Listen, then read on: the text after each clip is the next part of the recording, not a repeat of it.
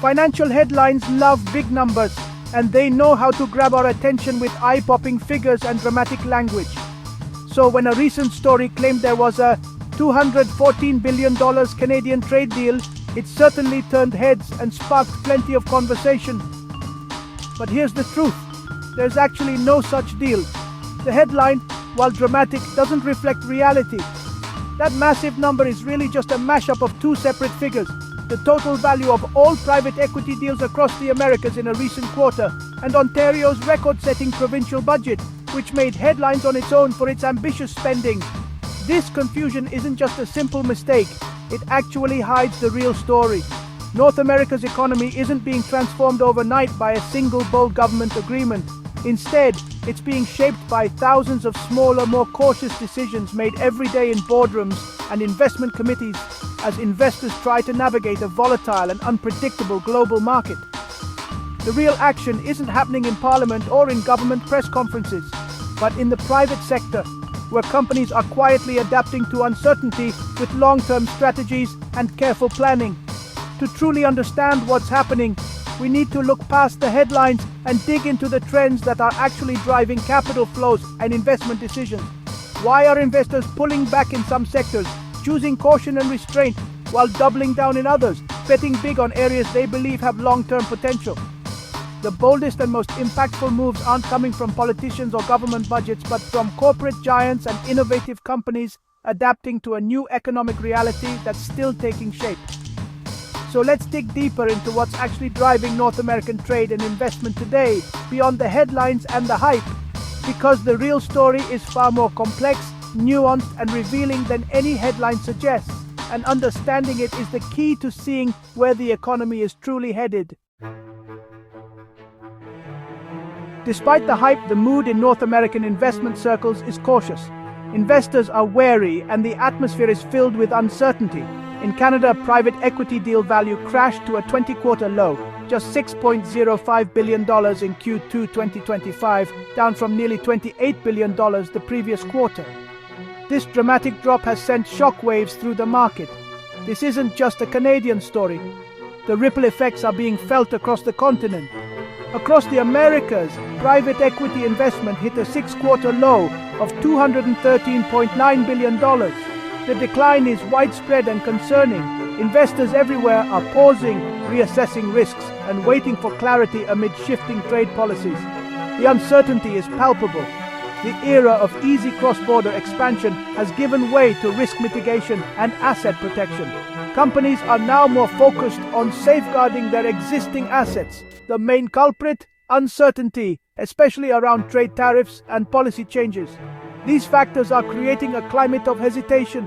Many firms are holding on to their capital, creating a bottleneck for new projects and businesses. This hoarding of resources is stalling growth. Instead of chasing risky international deals, investors are turning inward, focusing on domestic markets seen as safer. This shift is reshaping investment strategies.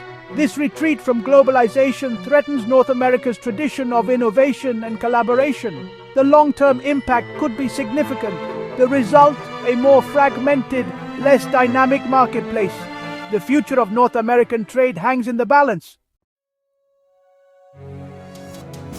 The biggest force behind the investment slowdown? U.S. trade tariffs.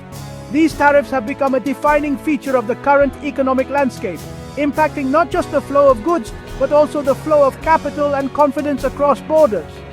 President Trump's Liberation Day tariffs in 2024 sent shockwaves through global markets, making cross-border business unpredictable. The sudden policy changes left investors scrambling to reassess risk, and companies worldwide were forced to adapt overnight. For companies with supply chains across Canada, the US, and Mexico, this uncertainty is a direct threat. Every new tariff or policy announcement can disrupt carefully planned operations, leading to delays, higher costs, and lost opportunities. Private equity firms especially are wary. One sudden tariff can turn a promising investment into a loss overnight. The risk of abrupt policy shifts has made due diligence more complex and deal-making more cautious. As a result, many cross-border deals are on hold and deal volume has plummeted. The uncertainty has led to a freeze in negotiations, with both buyers and sellers waiting for clarity before moving forward. This uncertainty trickles down to businesses of all sizes, stalling expansion and hiring. Small businesses in particular are feeling the pinch as they have fewer resources to weather prolonged periods of instability. Investor confidence is fragile, and until US trade policy stabilizes, most will stay defensive. Many are choosing to hold on to cash or invest in safer assets rather than take risks in an unpredictable environment. The focus has shifted from growth to resilience, protecting against the next trade shock. Companies are prioritizing contingency planning, building buffers, and seeking ways to insulate themselves from future disruptions. Capital is flowing away from sectors exposed to tariffs like manufacturing and toward more insulated industries. Sectors such as technology and healthcare are now seen as safer bets, drawing increased attention from cautious investors. The tariff tremors have fundamentally reshaped North American investment, prioritizing stability over ambition. Investors are rebalancing portfolios, seeking out opportunities that offer security in a volatile world. The old rules no longer apply. Strategies that worked in the past are being rewritten as everyone tries to adapt to this new era of uncertainty. Everyone is rethinking their next move, weighing risks and rewards more carefully than ever before as they navigate the shifting landscape of US trade policy. With cross-border trade in flux, Canadian investors are pivoting to safer ground. Sectors like energy, infrastructure, and business services are attracting the most private equity interest in 2025. Infrastructure, think toll roads, ports, and data centers, offers steady long-term returns, largely shielded from trade disputes. The energy sector, especially renewables, is booming as global demand grows. Technology, particularly AI and digital infrastructure, is another magnet for capital as the digital economy expands regardless of trade tensions. This isn't just risk avoidance, it's a chance to buy valuable assets at a discount during market volatility. The great Canadian pivot is quietly moving capital into the foundational sectors of tomorrow's economy. While most investors are cautious, Brookfield Asset Management is charging ahead. With over $1 trillion in assets and ambitions to double that, Brookfield is making bold multi-billion-dollar bets on global infrastructure and technology. CEO Bruce Flatt sees volatility as opportunity, not risk, believing AI will drive a productivity boom for decades. Brookfield's strategy: own the infrastructure powering this transformation from data centers to renewable energy. When others are fearful, Brookfield is buying, building a dominant position in essential assets. This contrarian approach is reshaping the global economy. Brookfield isn't waiting for the future, it's building it, one massive investment at a time. The real bold moves aren't coming from politicians, but from visionary corporate giants. In a world of uncertainty, Brookfield is setting the pace. Brookfield's recent investments reveal a clear strategy: acquire the assets that will underpin the future economy. The company is pouring billions into AI and data infrastructure, building data centers in Sweden and France, and partnering with Intel to construct semiconductor plants in Arizona. Brookfield also recognizes the energy demands of the digital era, partnering with Microsoft to develop over 10 gigawatts of renewable power in the US and Europe. Beyond tech, Brookfield is strengthening its grip on global trade by acquiring Triton International, the world's largest shipping container lessor. From microchips to shipping containers, Brookfield is quietly owning the building blocks of the modern world. This is more than investment. It's strategic control of the infrastructure that powers everything. Brookfield's playbook is a masterclass in long-term vision. The company is betting big on the future and winning. Canada's economic shifts are happening alongside major political change. In 2024, Mark Carney, former Brookfield executive and central banker, became Prime Minister. Carney's background in global finance and infrastructure investment gives him a unique perspective for these turbulent times. Supporters hope his expertise will attract long-term investment and navigate trade uncertainty, but critics worry about potential favoritism toward big financial players.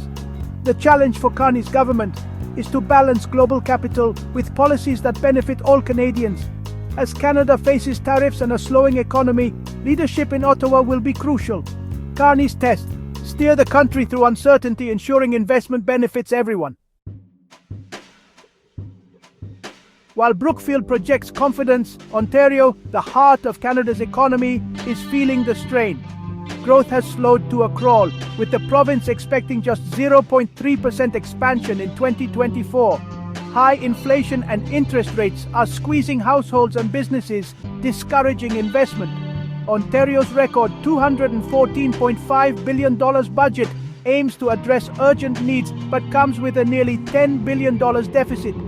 Policymakers face a tough balancing act: support the economy while managing debt. The disconnect between global investment strategies and local realities is stark. Ontario's struggles are a warning.